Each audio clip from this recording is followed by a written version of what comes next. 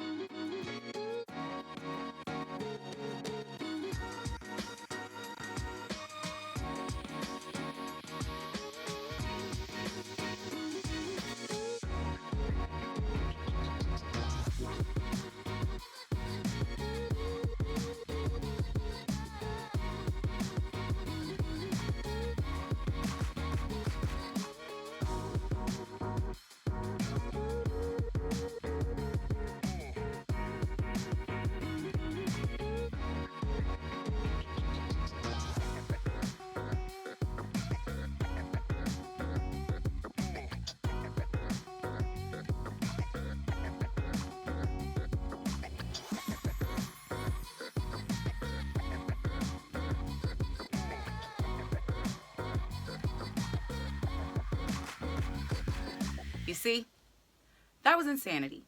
Tip number 3 is to really bring your patience, especially if you have small children in the car. You're already combating with the people that are driving around you trying to get into this event. But if you have small children, that's 3 hours of time that they're going to be sitting in the car. Tip number 4, go to the bathroom. This is a 3-hour wait, and then you're in the event. And once you get into the park, there is no out. They do have porta potties on the side, like before you enter and show your ticket, and then once you get in, there are little porta potties that are on the side.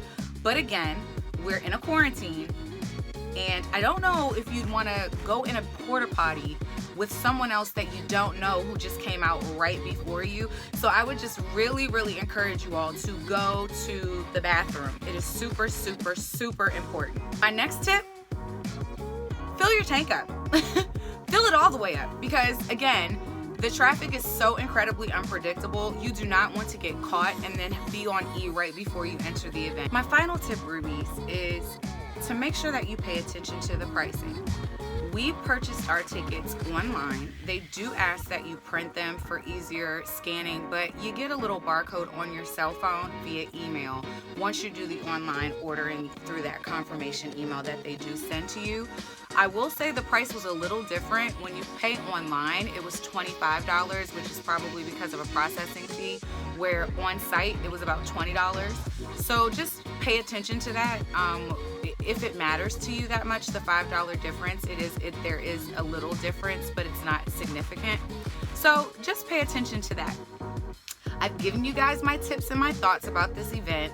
I will let you watch the actual full drive-through video if you don't think that you'll be able to make it, or you're unsure of what it's like and if it's even worth your time. So if you'd like to watch, here's the clip now, and then watch to the end, and I'll provide you with if you should actually go to this event or not.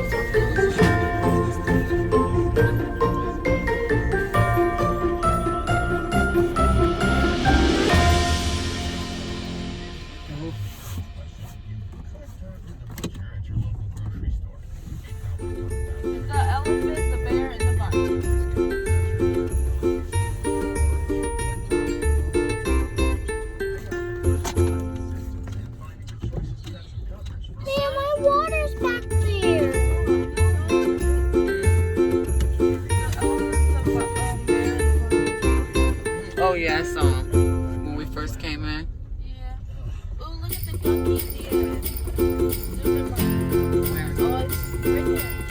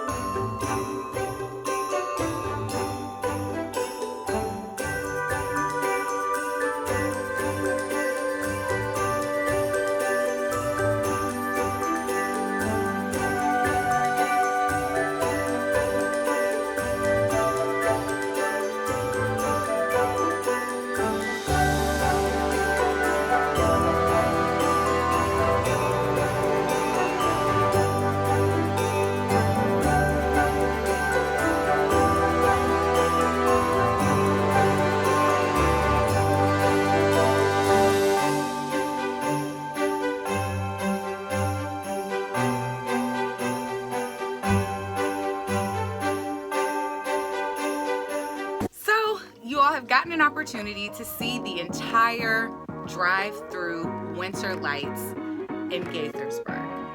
I will say that although it took us 3 hours, 6:40 to 9:40 to actually get into the event, I will say that it was definitely worth the $25 that we paid. The lights and the effort that they put into it is absolutely amazing, and it is definitely a sight to see in person. I wish that they could work on the wait time a bit more. So if I had to suggest, I would tell you, Rubies, don't go on a Saturday. Try to go on a Sunday or try to go on a weekday and make sure that you get there before it gets dark so that you can start the line. Again, as soon as you pull up, there's going to be a sign that says you're 2 hours from this point. That was a bit off. It was 3 hours for us actually. So bring your snacks, bring your patience, and enjoy your time with your kids. It's one, or your family. It's one less day to be sitting in the house. And although it was a lot and it was a struggle, I truly, truly enjoyed the time that we had in the car together and then their reactions once we actually got into the event. So it's a thumbs up for me. Just change your timing and make sure you go at the right time. And remember, Rubies, do something kind today and get those CC Aerobics workouts in. Check them out below. Don't forget to hit that subscribe and the alert and smash that like button for me, okay? It's been so great talking to you, and I hope you take advantage of the winter lights from now through December 31st. Bye.